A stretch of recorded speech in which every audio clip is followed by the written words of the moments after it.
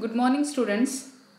Let us learn about Business Studies, Chapter 1, Management of Business.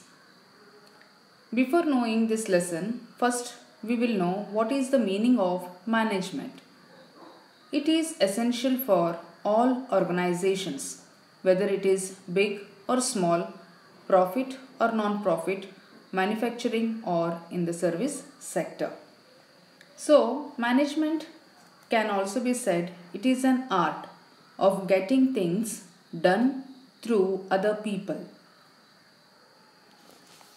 In management, it is the sum total of the principal functions, namely planning, organizing, staffing, directing, coordinating, and controlling. So, we will learn this in detail. So, now let us learn about the principles of management. The following principles are suggested by Henry Fayol, and the first is division of work. It means the work has to be divided among the employees. Why? That means it leads to specialization and efficiency. Next is authority and responsibility. This means authority and responsibility, which are the combination of official authority and personal responsibility. Third, what is more important is discipline. Here, discipline among the officials and subordinates at all levels. The fourth principle is unity of command. Fifth, unity of directions. This principle means that each group of activities having the same objective must have one head and one plan. Then the sixth is subordination of individual interest to general interest. Here, that means management should minimize the individual differences and should not allow differences to block their fulfillment. Seventh is remuneration of personnel. Here, the payment should be fair. That means whoever is working, the payment has to be done for their work. And eighth, centralization. It refers to the extent to which the authority is concerned. The ninth is scalar chain. That means every enterprise or organization should have graded authority or superior subordinate relationship. Tenth is equity. That means there must be fair dealing. It should be no hide and seek principles are considered here. 11th is stability of security to personnel. It means instability of job has both cause and effect of the bad management. That means there should be security in the job. Initiative. Here, the management should have the capacity to think out original plans and execute it. And the last is esprit de corps. It is based on the principle of unity is strength. Here in the management, unity is strength is more important.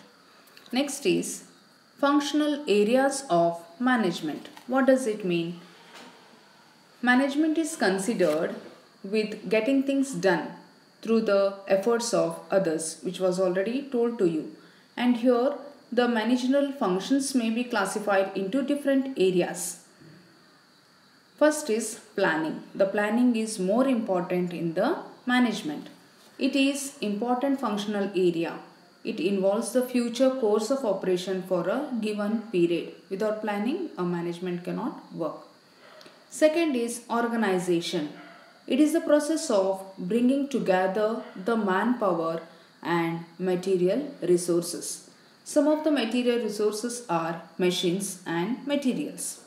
The third is staffing. It is the function considered with the recruitment, selection, placement, training, growth and development of all members of the organization. Next is directing. It means here in this area where you have to instruct the employees, guiding is more important, supervising is important to the employees. Fifth is coordination. It is the harmonious blending of the activities of different departments. Coordinations. That means there should be a unity among the work whatever the management is doing. The sixth is controlling. It is an important area of the managerial function. That means it covers almost all the management activities. Next is decision making process. So before this we will know what is the meaning of decision making process, and further there are 7 steps for decision making process. Now what is the meaning?